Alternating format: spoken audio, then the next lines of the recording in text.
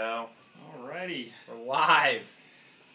So what's up? You're checking out Trigonometry. Trigonometry on Twitch, and we're also on YouTube, the Pure Delusion channel. So if you're not following us over there, go ahead and check it out. If you're on my Twitch page, links right down below in the information section. But we are back, and we're here to discuss another great episode of Game of Thrones, Season 7, Episode 5, Eastwatch, and we had a lot of good stuff this episode. Not as action-packed as last week, but still a lot of good developments, I thought. Lots so of drama, plenty to talk about. Yeah. So, just a quick note for Pure Delusion. I know we've been kind of slacking on the content, but we've just been really busy with life, so we'll give us a few days. We'll get back to it, you know. Some of us had babies, you know. Yeah. All right, well, what do you want to talk about, Tom? So, the title's Eastwatch. What are your overall thoughts on this episode? I thought, despite it not having a whole lot of action to it, I thought it was a really good episode. We got to see quite a few reunions in this episode. We got to see Jorah come back to Daenerys. We got to see Davos go find Gendry. Got to see Tormund again, one of my personal favorite characters. So I thought that was pretty cool. And we had a whole lot of different things going on. I mean, I thought it was a good connection episode for a lot of these characters. Seeing shades of Ned Stark and Robert Baratheon with Jon and Gendry, so I thought that was really cool. Yeah, I thought it was a lot. It was not action-packed like you said, but there was a lot of good drama. I thought the pacing was very well. Obviously, when you got a lot of Davos time, it's going to be a good episode. Davos had a lot of good one-liners this episode, I thought. Oh, yeah, I thought it was the quote, nothing fucks you quite like time, or something like that. Yeah, well, I mean, my favorite one, I think, was the comment he made about... I've only lived to a ripe old age, so why listen to me? I thought that was pretty funny, too. Classic Davos. So, I guess a theme to nail down, it was kind of hard for me. I think maybe discovery, Jaime's discovering new things with Tyrion. Daenerys wants to set up a meeting. They're going to discover that White Walkers actually exist. Yeah. They're going to go beyond the wall again, see what they're going to discover. What were your thoughts on a theme? I'd say that was a pretty good one. The episode of the title was a little misleading for me because I thought we were going to see, I thought it was going to get a lot, and I guess that's what we're going to see next episode is, when they're actually beyond the wall and they encounter the White Walker army again. I thought that's kind of what tonight's episode was going to be about. I for sure thought, the White Walker army was, going to hit Eastwatch hard and Tormund was going to be fucked, but... apparently that didn't happen tonight. Yeah, when I saw the title was Eastwatch, I think, a couple seasons ago we saw the Hearthome episode. Mm-hmm. I think there was Season 5, something like that. Yeah, it was a huge epic battle, and that's what I was anticipating. We're about to see a huge battle between the wildlings and the walkers. Yeah. So, but we didn't get to see that, so maybe that's coming. And it didn't look like they took a ton of guys beyond the wall. Yeah, I thought that was pretty interesting, especially knowing what's out there. Yeah. So it was Jon, Gendry. Did Davos go with him or no? Did he stay behind? I think he stayed behind. Okay, so it was Jon, Gendry, Tormund, the Hound, Beric Dondarrion, and then Thoros. And then was there anybody else that went with them? I don't know. There was the guys behind them. Yeah, there's a couple of wildlings behind them, maybe. I don't know, but yeah, I thought that was really interesting that they only took a couple people beyond the wall. And while we're on that topic, I think that it's pretty... what do you think the odds are that everybody that's going out comes back? All the main characters that go out. The ones that we just listed, what do you think the odds are that all of them are coming back? Not good. I think you're right. I don't think Tormund's going to make it. Although it's sad to see because, him and Brienne have some connection. Tall lady. The tall lady is. They have some misconnection. They need to get back together. I don't think Tormund's coming back. I think the Hound's definitely going to come back. I think he's such a good character. I think if I'm picking people who I think are going to not come back, I think Tormund's definitely one. Unfortunately, I'd say Thoros and Beric probably because I feel like they've kind of run their course as far as the importance. I think their whole point was to get the Hound back to fulfill his ultimate purpose, which I think it's safe to say that he's probably one of those characters that will probably end up kicking the bucket eventually. Just because there's not going to be too many people left at the end of the day. Well, we got to wait for, when he, what is it called? The bowl? The Clegane Bowl. The Clegane Bowl, yeah, get hype. We have to at least see that, fulfilled, the Clegane Bowl. So I don't foresee him dying anytime soon. No, I think that that's going to be something. I mean, I'm pretty sure we saw, like, at some point in the trailers for this season where, like, he's in the South somewhere. So I think at some point he's going to make... And I think, like, that's why like, my prediction would be that he's going to be one of the people that goes to King's Landing with Jon or with this White Walker and ends up, like, presenting it to Cersei. And then, like, maybe, I don't know, he sees Gregor, that, like, he's dead but alive, and then, like, they're going to fight, and that may be, like, where he fulfills his ultimate What about purpose. Jorah? You think he's coming back? Oh, yeah, Jorah did go with him, too. Yeah, I think Jorah's coming back. I don't think that they would have, like... I don't think this is the last time that Daenerys is going to see him. I think that Jorah's death will probably have to be one of those ones where, like, he dies protecting Daenerys. Yeah, Jorah's been through way too much to die to some wildlings. Yeah, he just got saved, like, 2 episodes ago. Yeah, he's coming back. So I think you're right. I think we made some good predictions there.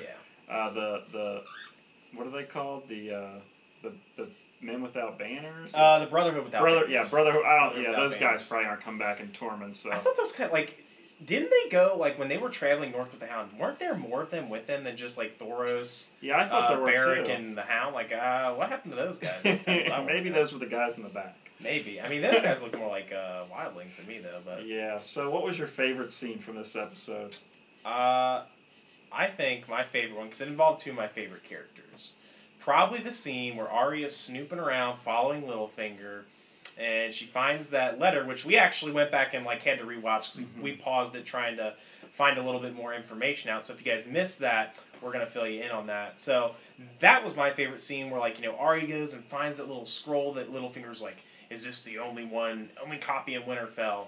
And what the scroll actually said was, it was the scroll that Cersei had made Sansa write to Robb way back a long time ago after Ned died, basically detailing, you know, her version of what happened where, you know, Ned tried to take Joffrey's throne from him and, you know, saying that Robert died and then Ned tried to take the throne from Joffrey and that Robb needs to come and swear fealty to him. And it was they forced Sansa to write that letter. Yeah, but Arya doesn't know that. At least this is what I'm thinking. Like, Arya doesn't know that. So, you know, at the end of that scene, you see Littlefinger, like, he's kind of, like, watching from the shadows like Littlefinger does.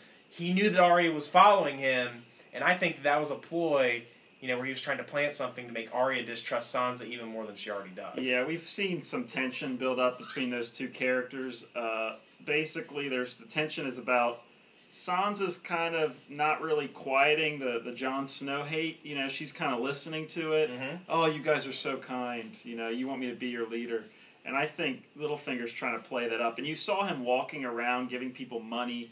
I think he's trying to play that up. You know, Sansa would be a great leader. Well, and I think, like, honestly, like, if you look at Sansa, like, she's one of those characters that's been, like, developed very low-key. But she's taken a lot of traits from a lot of people that have kind of fucked her over. Like, we've seen how she can be conniving like Cersei. Yeah. We've seen how she can be brutal like Ramsay. And now we're starting to see how she can be very cunning like Littlefinger. You know, I mean, Arya hit the nail on the head when she said, like, this is what you want. This is who you are. And Arya called it, and we're starting to see some shades of Littlefinger with Sansa. Yeah, my favorite scene, I mean, that opening scene where, well, I don't know if it's the opening scene, but when Daenerys burned the Tarleys, yeah, I thought that was pretty good. And it Sam's the last Tarley standing. Yeah, Sam. It made me really, like, question kind of her leadership. Like, you know, she freed the slaves, you know, gave them a choice. You can be free. These people, she really didn't give a choice. You either have to fight with me or you die. And I thought that was kind of some shades of her dad, like they were mentioning. Bit, yeah. And we see Varys and Tyrion kind of on the outs, you know? So, my other favorite scene, I guess I would say, there was that back and forth between Jon and Daenerys about, hey, I trusted you, you need to trust me. So I thought that was a really good back and forth between those 2. I agree. What's going on Twitch? Notorious RJG says, did you catch the bit with Gilly and Sam before they left the Citadel where she reads the bit about Rhaegar's? Yeah, so that was actually, we were talking about that. Like, I don't think Sam realizes how close he was to discovering Jon's true parentage there. And I'm really hoping they took that book with them, because that is going to be a huge plot point moving forward in the series. So I know he's fed up, but why did he leave? I think he was really getting good stuff done there at the Citadel. Yeah, well, I mean, I think you kind of see it in this episode, like, where his frustration's coming from. because he's being made to, like, he's basically like these guys' bitch in a way. Like, he's just being made to, like, copy down insignificant information, and he even says it, like, right when they leave. He's like, I'm tired of reading about the accomplishments of better men. He wants to be the better man. What a quote. Yeah, I mean, I thought that was great. I thought the whole, like, Sam leaving the Citadel thing was done perfectly. He jacked all their important stuff and just ran away with it. And I think when we talked about earlier in the season, you made a good point talking about, well, he discovered that the Dragon Glass is in Dragonstone, and that was kind of his purpose. Find a way to defeat the White Walkers. Yeah. And I guess you could say he did that by discovering the Dragon Glass. And that was the whole point of John sending him there anyway. So I think, like, he's just coming to this realization where he's like, I'm here because I'm supposed to be helping John. And he's found information to help John, and he's just kind of, like, treading water with becoming a maester. Yeah, and they're not really listening to him. Yeah. It's frustrating. Like, they don't believe the White Walkers exist. Yeah. And it's like you said, they're making him do all the grunt work. What else did they say on Twitch? Yeah, so, and Joe, I know that's you. I recognize that handle. I looked at this. He's tired of being looked at like a crazy person by the way. Yeah, I mean, that's definitely it. I mean, Sam recognizes that he has a lot of knowledge, a lot of skill, but he's not being recognized for it, so I think that's also part of the reason why he left, for sure. Yeah, I think he, like you said, he just wants a more important role. Mm-hmm. I'm glad that Gilly and the kid went with him. Yeah. For a second I was like, I hope he doesn't leave them, because, they're kind of like a that's kind of like a pair, like a trio. Yeah. They're not going anywhere without each other. Yeah, but overall I thought it was a really good episode. Do you want to give it a rating? I mean, me, like, I'm all about the fight scenes in Game of Thrones, so no fight scene's not going to get it a perfect score, but I'd still give it, like, a solid 8. I thought it was a really good episode for, like, development of the storylines. So, yeah, I'd give it an 8. I'd give it an 8, too. I love the scene where Davos finds Gendry, and he's... Oh, my God. That was probably, like, my second favorite scene, when Gendry just whacks both those guys with the hammer. That was awesome. Oh, yeah, that was a good scene. So... I thought that was really cool, like how Davos made that joke about him rowing. Because, even on the Reddit and all over the internet, people make that joke. Like, oh, I bet he's still rowing out there. SS lost plot holes. Or lost plot lines. Yeah, so, all right. Well, anything else on Twitch? Sexual tension with John and Nancy. Yeah. Definitely a lot of tension there, I think. And we didn't talk about the dragon scene where John's petting the dragon. Yeah. So to me, that's the first hint that Daenerys is like, oh, this guy's a Targaryen.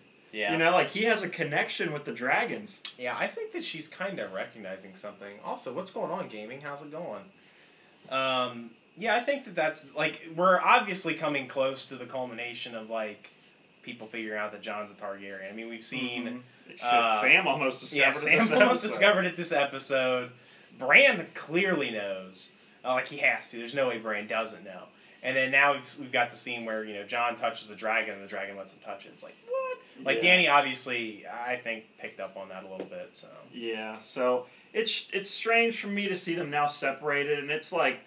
It's weird because, like, okay, the primary goal is to, defeat the Lannisters, become queen, but now they're kind of going to have to take a U-turn, and it's just kind of weird to me, It's like, what's the plan from here on out? Like, how is Daenerys going to fight the White Walkers while at the same time trying to, fight back the Lannisters?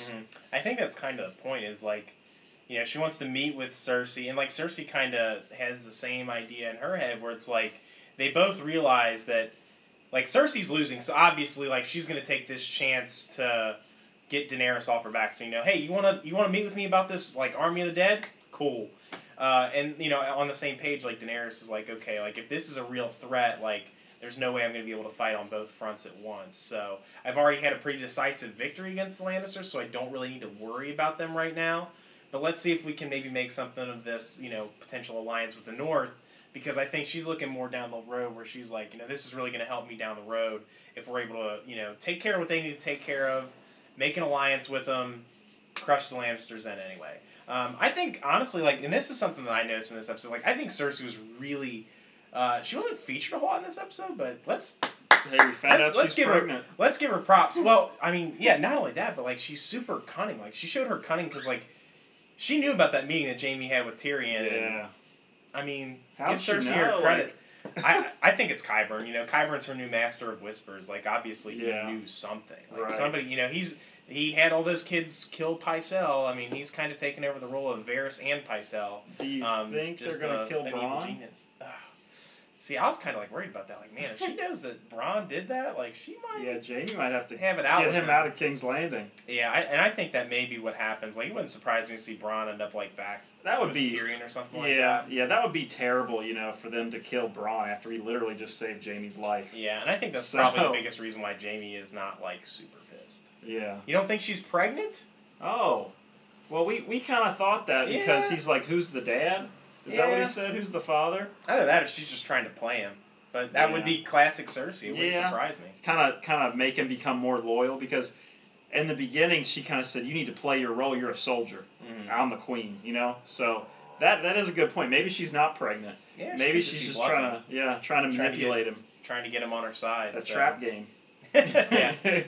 No, but I mean, I thought Cersei was really good this episode. She only had like a scene, but she definitely showed her like cunning and like she's thinking about this the right way. She's like, look, like we can't beat Daenerys as it stands right now. So like if she wants to come meet with us, hey, that's perfect. It allows us to play the game. Yeah. Like kill some time. Like Tywin set him up for. Like she is more like her father than Jaime or Tyrion. Mm-hmm. And I think that's becoming more and more apparent as the series goes on because she's ruthless. Like she's willing to do whatever it takes to achieve her goals. Same way that Tywin was. So I just think it's really interesting how her character's developing into being that like really ruthless, cutthroat person that we kind of always knew she was, but she's really owning that role now that Tywin's kind of out of the way. So. Yeah. Well, anything else from Twitch? Well, let's see what we got here. Yeah, I mean that's kind of what we just said. I mean she's either manipulating him and lying, or she's telling the truth. One or the other. But I mean I kind of get like the whole lying aspect of it because. Kind of going back to that whole, like, witch scene that was, like, a couple seasons ago where they said, like, you're going to have 3 kids, they're all going to die, and, basically, like, the little brother's going to kill you. That's kind of what makes me think that, like, she could be bluffing. Just because, like, that prophecy seems like... I mean, if there's anything that we've seen about prophecy in this show, it's that it's usually true. So good point making that. Who did that on Twitch? That was Weebola. Yeah, great name, by the way. At first I was like, oh shit, she's pregnant. I didn't really think much about it, but now when you actually think about it, makes sense. Makes sense why she would lie about that. She's the master manipulator. Well, and I mean, if you even think about it even further from that, like she did say like don't ever betray me again. So that could be a way of her trying to like. Oh, yeah. Get Jaime back in. And then Jaime's like, what? Yeah, like Jaime was like hyped. She's like, oh, fuck yeah. Yeah, all right. You know, shot at this. So, yeah, I think you're right. The prophecy said 3 kids. It's 3 kids. Very well could be her bluffing. So that's a good call. Yeah. Well, next steps. We didn't really get to see the preview, did we? We didn't watch it. Yeah, I don't think we watched it this time. So. Well, we suspect, there's going to be some White Walker action. Yeah, big battle next time. Yeah. I was kind of surprised this episode that we didn't get like anything from Bran though, because he seems like he's been pretty prominently featured. But we saw him for like a second at the beginning where like he had those ravens like. Basically seeing where all the White Walker army was. You'd have to think he's going to be telling people about Littlefinger here soon, Yeah. I think he's going to tell Arya, and Arya's going to... That's what I thought. I thought she was going to kill him. Like, oh, she's plotting to kill him. Yeah, she already clearly doesn't trust him because she's, like, sneakily following him around. But I don't know if she... Littlefinger's a badass. Like, what can you say? Like, I know. Arya, Arya basically is, like, this super badass assassin, and Littlefinger still is, like, one up on her. So, and, when you think about Littlefinger, this guy basically kind of started this whole battle, of the whole Game of Thrones. So... He really can't be underestimated. He's continued to amaze me over and over again. Well, I mean, we've seen time and time again. He's the king of chaos. He thrives in the chaos. The chaos is a pit. It's a ladder. Yeah. That's classic Littlefinger. I think like last episode was like the first time we've ever seen him thrown through a loop when Bran hit him with that. So I think it's gonna be very interesting to see how his whole storyline comes together. I'd say we're probably gonna get a resolution on him. I would guess like within the next end of the season. Yeah. I'd say. Well, there's only 2 episodes left, so by season 7, if he's not dead, I'll be surprised. Yeah. Or by episode 7, I'm sorry. Yeah. I'd say he's pretty. He could very well be like one of the really big deaths at the because they seem to have one of those like at the end. Last couple episodes of the season, Mm-hmm. So it wouldn't surprise me if that's kind of him, like Arya. Like maybe Arya really has a one up on him. Who knows? Like he thinks he's got the one up on her, but he doesn't know. All right, well, I guess that does it for us. Yep, that's going to do it for us this week. So next week we'll be back, same time, right after the episode. Yep. Hopefully we'll have our third member, Tamir, back. He had to work tonight, so couldn't really have him on. But hopefully we'll have him back next week. And thanks for everybody who tuned in. And thanks we'll for see you guys later. interacting with us on Twitch. And I hope everybody on YouTube enjoyed. All right. All right. Take it easy, guys. See ya.